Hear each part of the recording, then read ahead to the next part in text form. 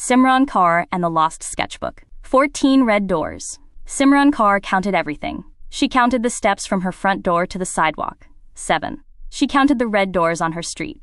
14. She counted the cracks in the pavement that she had to jump over on the way to school. 23. But she always lost count around the big maple tree. This morning the air was cold and bright. Simran walked fast, her backpack bouncing. Her lunchbox swung from one hand, and every few steps it bumped against her wrist with a small, familiar sound. Clink. That was her Kara, the steel bracelet she always wore. It had been on her wrist for as long as she could remember, the same way her shoes were on her feet and her hair was in its braid. It was just part of her. Today was not a regular day. Today was the class trip to High Park. Simran had been counting down the days. 11. She had packed her bag the night before. She had told her dad at least 4 times that she needed to be at school early. "You'll be fine," he said, kissing the top of her head. "You notice things other people miss, Simran. That's your superpower." She wasn't sure about that, but she liked the way it sounded. The sketchbook. High Park was enormous. The trees were still half bare from winter, but the first green buds were starting to show, tiny and bright, like the park was holding its breath before spring. Ms. Adeyemi led the class along the main path. "Stay with your buddy," she said, "and no running near the pond." Simran's buddy was Ethan, who was already running near the pond. She let him go ahead. She was busy counting the ducks. 9, 10, 11. Wait, was that one a goose? That's when she saw it. A small sketchbook, lying open on a wooden bench near the water. Its pages fluttered in the breeze like it was waving at her. Simran sat down and picked it up. The cover was soft and blue, a little worn at the corners. She opened the first page. A drawing. A perfect, careful drawing of a willow tree, its long branches reaching down to touch the water. Whoever had drawn this was good. Really good. She turned the page. A red cardinal sitting on a fence. Then a fat orange cat curled in a window. Then the grenadier pond with all 11 ducks. So it was 11. Simran felt a small flash of triumph.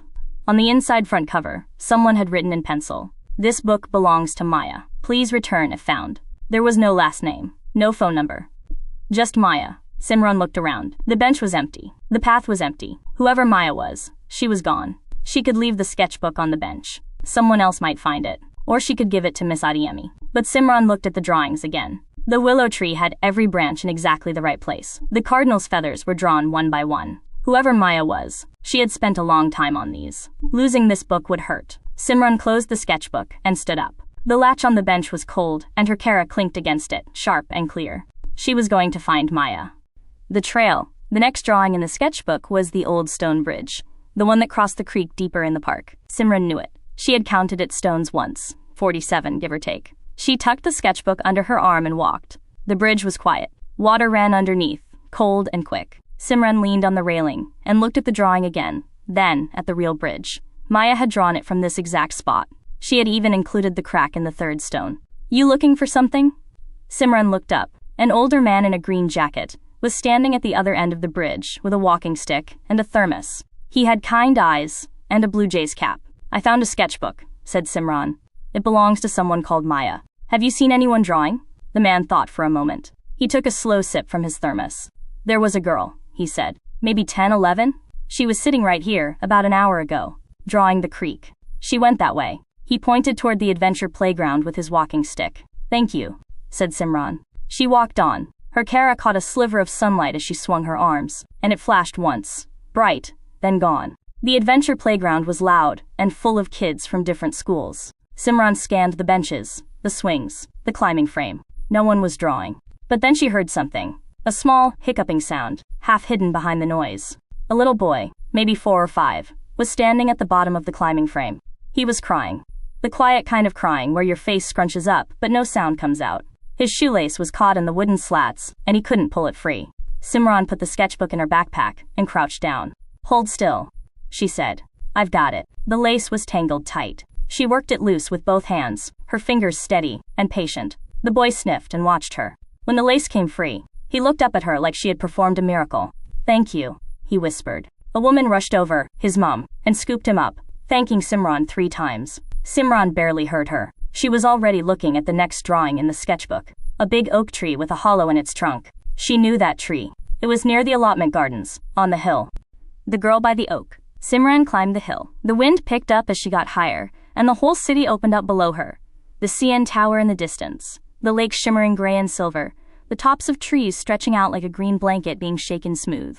She found the oak tree. It was massive and old and dignified, the kind of tree that looked like it had opinions. And there, sitting on the roots with her knees pulled up to her chest, was a girl. She was maybe a year older than Simran. She had dark hair in 2 long plaits, and paint smudges on her fingers. She was not drawing. She was staring at the ground with the look of someone who had lost something important, and had given up looking. Simran sat down next to her. Not too close, just close enough. "Are you Maya?" The girl looked up, startled. "How do you know my name?" Simran unzipped her backpack and pulled out the blue sketchbook. She held it out with both hands, the way you hold something that matters. Maya stared at it. Then she grabbed it and pressed it against her chest like a lost friend. Her eyes filled up, but she didn't cry. She just held it. "Where did you find it?" she whispered. "On the bench by the pond. I followed your drawings." Maya opened the book and flipped through the pages. The willow, the cardinal, the bridge, the oak, checking that they were all there. Her shoulders dropped with relief. "I thought it was gone forever," she said. "My nanny gave me this sketchbook. She's a painter in Mumbai. She told me to fill every page." "How many pages left?" asked Simran. She couldn't help it. Maya almost smiled. 14. "I count things too," said Simran. They sat there for a moment, on the roots of the big oak tree, the wind moving the branches above them. Maya opened to a blank page. She looked at Simran. "Can I draw you?" Simran didn't know what to say. Nobody had ever asked to draw her before. She nodded, and sat still. Maya's pencil moved quickly. Simran watched from the corner of her eye. She saw Maya draw her braid, her backpack straps, her hands resting on her knees. And on her wrist, a small circle, simple and precise. Her Kara. Maya had drawn it like it was the most natural thing in the world. When Maya was done, she turned the sketchbook around. There was Simran, sitting on the roots of the oak tree, the wind in her braid, and a quiet, curious look on her face. "That's me," said Simran. "That's you," said Maya. Counting new things. Ms. Adeyemi was not thrilled that Simran had wandered off from her buddy group. Ethan had apparently not noticed she was gone, which was both annoying and unsurprising. But when Simran explained about the sketchbook, Ms. Adeyemi's face softened. "That was a kind thing to do, Simran," she said. On the bus ride back to school, Simran pressed her forehead against the window and watched the city go by. She counted the streetlights. She lost count at 39. She counted the dogs she could see from the bus, 7. She counted the number of times she had used her hands today, to untangle a boy's shoelace, to carry a sketchbook across a park, to hold something out to a stranger who needed it back. She stopped counting. Some things, she realized, were not about numbers. Her Kara was warm against her wrist.